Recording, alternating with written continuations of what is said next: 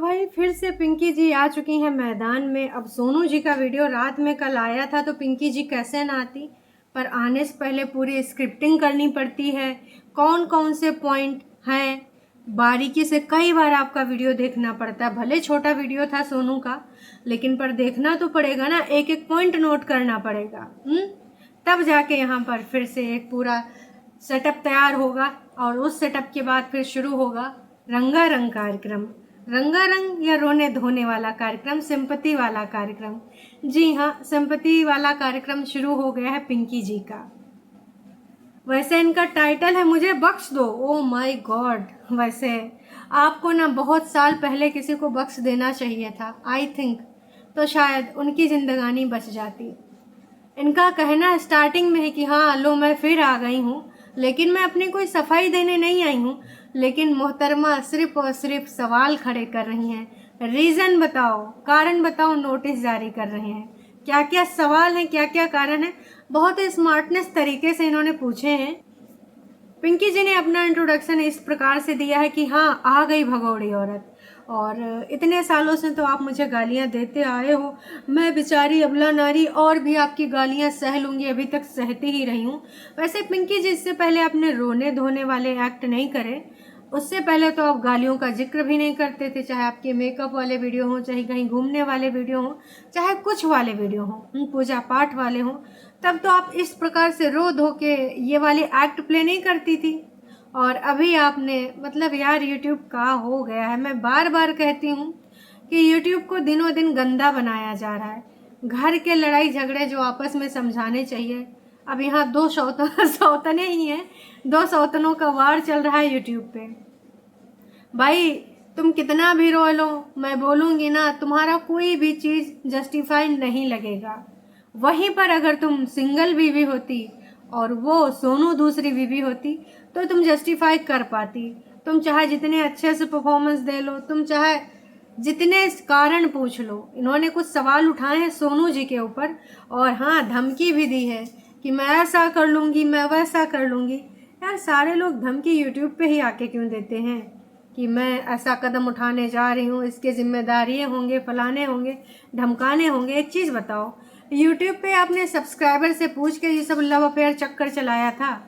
नहीं किया था ना ऐसा, तो अभी ऐसा काहे आप यहाँ पर धमकी आए के दे रही हैं? समझ में नहीं आ रहा है। ये देखो पीछे लूफी भी बैठी है, ये भी पूछ रही कारण बताओ, कारण बताओ भाई, आप भी कारण बताओ। मतलब यार सारी चीज़ें सब्सक्राइबर्स के ऊपर छोड़ दी जाती हैं। मैं अकेले रहना चाहती हूँ, हाँ मेरी ही गलती है इस रिश्ते में जो मैं आई, मैं गलती सुधारना चाहती हूँ, तो बहन सुधार लेना हैं। वैसे गलती सुधारने में आपसे मोहतरमा बहुत लेट हो गया है। काश कि आपने ये गलती करी ही ना होती तो आज इतने सारे लोग प्रभावित ना हुए होते, इस चपेट में ना आए होते। मैं आपसे बार बार कहूँगी, आप चाहे जितना रो लें, चाहे जितना त्रिया चरित्र कर लें, इससे आप ये जस्टिफाई नहीं कर पाएंगी। जो चीज़ गलत है वो गलत है। कोई भी महिला ये चीज़ बर्दाश्त नहीं करेगी, कोई भी नहीं करेगी। तो भाई आप ये इमोशनल ड्रामा कर रहे हैं कि जिसको जो गरियाना है गरिया ले, मैं इतने दिनों से बर्दाश्त कर रही हूँ, मैं कर लूँगी, आगे भी कर लूँगी। हद तो तब हो गई जब इन्होंने कहा कि भाई थोड़ी सी तो अब ज़िंदगी बची है, कोई बात नहीं, मैं गाली खाते खाते अपनी ये थोड़ी सी ज़िंदगी जी लूँगी। वाह जी वाह, कितना बढ़िया परफॉर्मेंस करते हैं आप। कहते हैं, ये कई बार मैंने वैसे एग्जाम्पल दिया है कि त्रिया चरित्रम देवो न जानम, कि जब भाई महिला अपने ऐसा वैसा परफॉर्मेंस देने लगे तो कई बार भगवान भी कंफ्यूज हो जाते हैं, सही और गलत में मतलब फ़र्क करना भूल जाते हैं। उनको भूल जाते हैं कि भाई ये प्रोडक्ट हमने ही बनाया है, इसका निर्माण हमने ही किया है, समझ नहीं पाते हैं। इसीलिए ये कहावत कही गई है कि त्रिया चरित्रम देवो न जानम, मतलब जिस प्रकार से स्त्री नए नए गेम खेल सकती है, भाई एक स्त्री होकर इस प्रकार की बातें बोलना थोड़ा सा अजीब लग रहा है, पर क्या ही करूं, ऐसी चीज़ें यहाँ पर हो रही हो, कुछ लोग ऐसे कर रहे हैं। उनको लगता है कि अगर आपने रो दिया इस प्रकार से और अपनी कुछ चीज़ें एकदम हीनता दिखा दी कि नहीं यार पूरी दुनिया समाज जहां तो मेरे पीछे पड़ा है, तो लोगों का दिल पिघल जाएगा। पिघलता, बिल्कुल पिघलता। वही जब आप किसी दूसरी स्त्री की ज़िंदगी में ना आए होते। जितना दोषी आप हो उससे कई गुना ज़्यादा दोषी आपका पति है। जो पता नहीं कौन से बिल में बैठा है। दोनों बीवियाँ आपस में आके यहाँ पर अपनी अपनी बातें रख रही हैं, लेकिन पुरुष महोदय विकास जी पता नहीं कहाँ विकास कर रहे हैं, निकल इनके नहीं आ रहे हैं। और आगे आई हैं तो ये मोहतरमा कि अब तो भाई मैं इन सारे पचड़ों में नहीं पड़ना चाहती हूँ, मैं अलग रहना चाहती हूँ, मैं अलग ज़िंदगी बसाना चाहती हूँ, लेकिन मुझे क्यों नहीं बसाने दिया जा रहा है। तो आप खुलकर बताइए, आप सब्जेक्ट अपना क्लियर करिए कि कौन आपको आपकी ज़िंदगी बसाने से रोक रहा है। अगर आप अलग होना चाह रही हैं तो कौन आड़े आ रहा है। अरे भाई आप सुकून की ज़िंदगी जीना चाहते हैं तो जिए, अब कोई आड़े आ रहा है तो यहाँ पर बताइए भी तो। अब आधी अधूरी बातें बिना सब्जेक्ट बिना नाम लिए आप बोल रही हैं, तो हम किसके बारे में सोचें कि आपकी ज़िंदगी में खलल कौन डाल रहा है। आप सिर्फ ऐसे करने से कि मैं अलग ही तो होना चाहती हूँ, मुझे इतनी जिल्लत भरी ज़िंदगी नहीं जीना, इससे क्या साबित होगा मैडम? कुछ नहीं साबित होगा। बहुत सारी बातें, हो सकता है ये मेरी बातें किसी को बुरी लग रही हूँ, पर आई एम सॉरी, मैं बिल्कुल भी इस चीज़ बर्दाश्त नहीं कर सकती। पर्सनली मुझे बैड फील हो रहा है सोनू के लिए। 14 साल वो क्यों चुप्पी साधे रही, है ना? और अभी अगर बातें हो भी रही तो सोशल मीडिया पे क्यों हो रही हैं? भाई ये सारी बातें, अगर समझौता करना है, लड़ाई झगड़ा करना है, आपस में खोपड़ी फड़ौवल करना है, बाल नोचने हैं, तो भैया ऑफ कैमरा करो। अपने घर परिवार की जो बच्चे कुछ इज्जत है ऐसे काहे नीलाम कर रहे हो? लेकिन नहीं, सोशल मीडिया पे ही लड़ना है, सोशल मीडिया पे ही सवाल जवाब होंगे।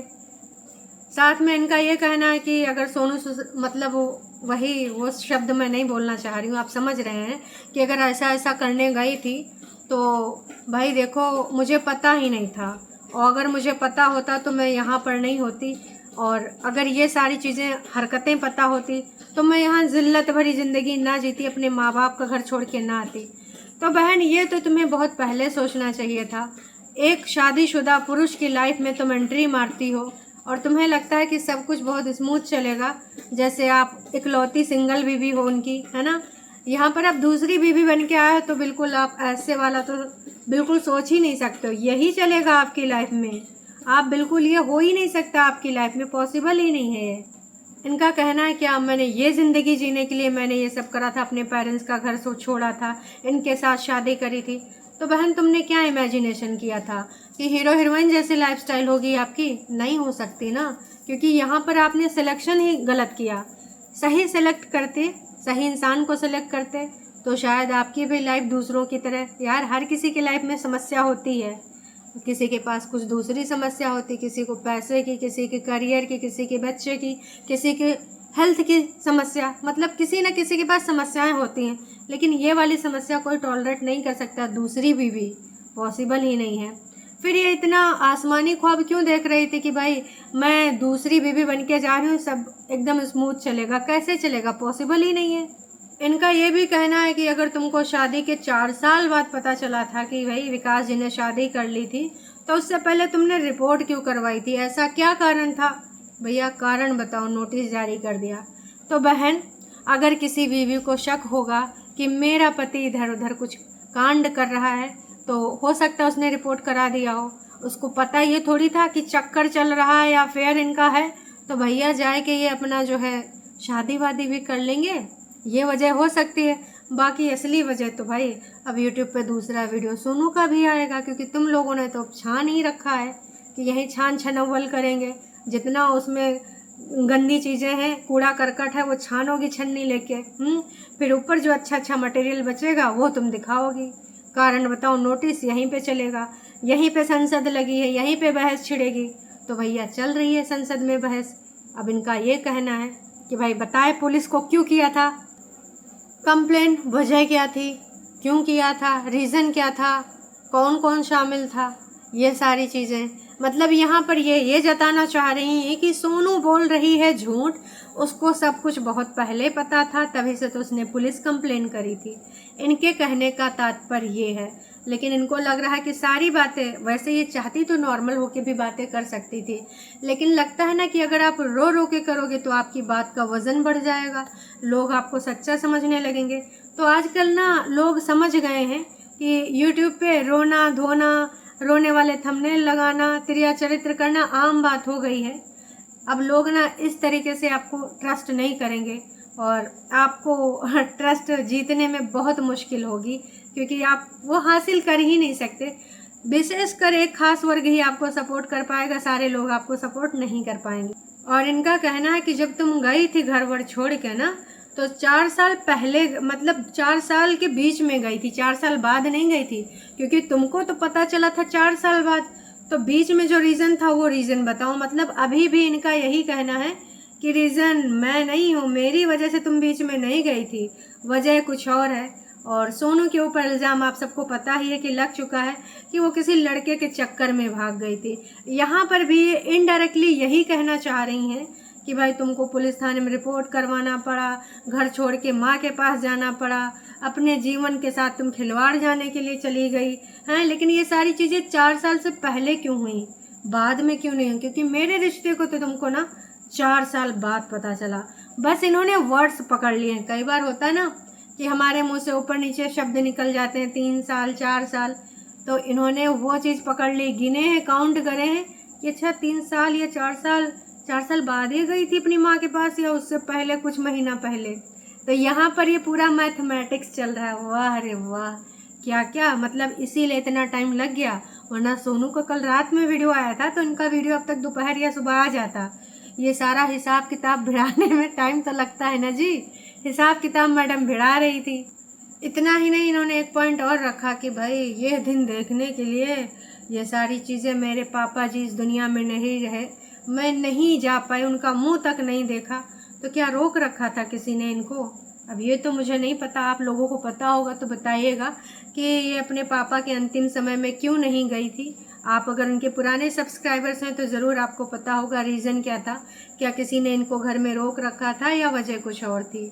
इसके अलावा इन्होंने कहा है कि भाई एक बेटे को, मतलब जो उनके 2 बच्चे हैं सोनू के, उनके जो बच्चों का पापा लौटा रही हैं, एक पत्नी का पति लौटा रही हैं और एक माँ का बेटा लौटा रही हैं।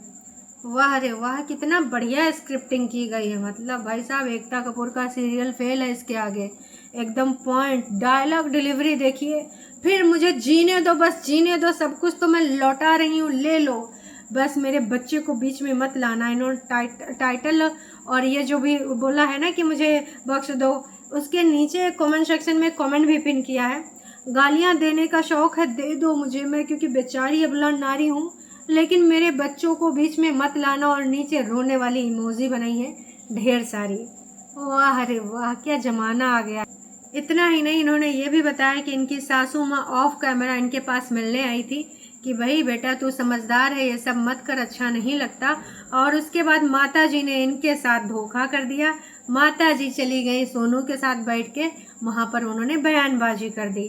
तो माता जी आई थी इसलिए कि भाई जो तुमने वीडियो डाला था ना रोने गाने वाला, तो वो चाह रही थी कि ऐसा ना हो। पर जब कमेंटबाजी ज़्यादा बढ़ गई, सोनू के चरित्र पे बात आई, तो माता जी बैठ गई, क्योंकि बहुरिया तो वो इसी को मानती हैं, क्योंकि वही बहुरिया उनका सब कुछ कर रही है। आप तो वहाँ पर है नहीं, है ना, और वही सास ससुर की सेवा कर रही है, वही उनके साथ में साथ दे रही है। इनका ये कहना ज़रूर मैं मानूंगी कि पिंकी जी यहाँ पर एक चीज़ बोल रही थी कि भाई अगर मैं गलत हूँ, इन सारी चीज़ों के लिए ज़िम्मेदार हूँ, तो विकास जी भी तो ज़िम्मेदार हैं। मैं उनके पास नहीं गई थी, वो मेरे पास आए थे, मेरे से शादी कर लो। तो विकास जी तो बिल्कुल है ज़िम्मेदार 100%, कि अगर आप एक रिश्ते में हो, वजह कोई भी हो, आप उस रिश्ते में खुश नहीं हो या फिर कोई चीज़ आपको ज़्यादा दर्द दे रही, दुख दे रही है, उस रिश्ते से निकलना था ना विकास जी पहले, फिर जाके सेकंड शादी करनी थी। लेकिन अगर आप ये बोल रही हैं कि विकास जी जिम्मेदार हैं, तो आप कोई दूध पीती बच्ची नहीं थी ना कि विकास जी जिम्मेदार हैं तो मान लिया आपने। भाई आपने हाँ करा, अगर आप एक कदम ना बढ़ाती, विकास जी आपसे शादी करके दिखा देते तो बताती आप कोई छोटी बच्ची नहीं कि उठा ले गए विकास जी। तो यहाँ पर भी आप ये रो रो के ही बात रख रहे हैं। कुल मिला के पिंकी जी पूरी वीडियो में जो 4 मिनट 28 सेकंड का है, सिर्फ और सिर्फ रो के अपनी बातों को रखा है। इनको लगता है कि रोने से इनकी बातों को वजन बढ़ जाएगा। लास्ट में इन्होंने ये कह के वीडियो ख़त्म किया है कि ये तो झूठ मत ही बोले होते कि 10 सालों से ये घर नहीं गए, और नहीं गए थे तो ये वीडियोस में कैसे आते थे, है ना। और मुझे अब बिल्कुल भी नहीं चाहिए, इनको लेके जाओ। कुल मिला के पिंकी जी बहुत ही ज़्यादा परेशान है, और इस वीडियो के बाद अगर वो इसी तरीके से परेशान है तब तो चिंता का विषय है। और ये सिर्फ अगर वीडियो बनाने के लिए था तो भाई साहब बंद कर दीजिए। कुल मिला के सारे सदस्य बैठ जाइए या फिर चले जाइए कोर्ट में। अगर वैसे भी तो इलीगल है तो इसमें लीगल करने की कोई ज़रूरत नहीं है। आपसी समझौता करके आप अपने रास्ते हो जाइए, वो अपने रास्ते। चैन सुकून से आप जिए और जीने दीजिए। सोशल मीडिया पे अपने रिश्ते का खिलवाड़ करके कुछ हासिल होने वाला नहीं है। बाकी आप सबको क्या लगता है पिंकी जी के जो शब्द हैं, आप बताइए आप कितना उनसे सहमत हैं। और जिस प्रकार से ये बता रहे हैं कि मेरी कोई गलती नहीं है क्योंकि मैं नहीं गई थी, विकास जी मेरे पास आए थे, तो मेरा तो कहना यही है कि गलती तो दोनों की बराबर की है। आप जान रही थी, अगर आपके बाद विकास जी किसी तीसरी महिला को लेके आते तो क्या आप यही शब्द बोलते? सोच के देखिएगा। बाकी भाई ये तो सब सोशल मीडिया का खेल है। अभी के लिए इतना ही, फिर मिलेंगे नई अपडेट के साथ। Tata bye bye.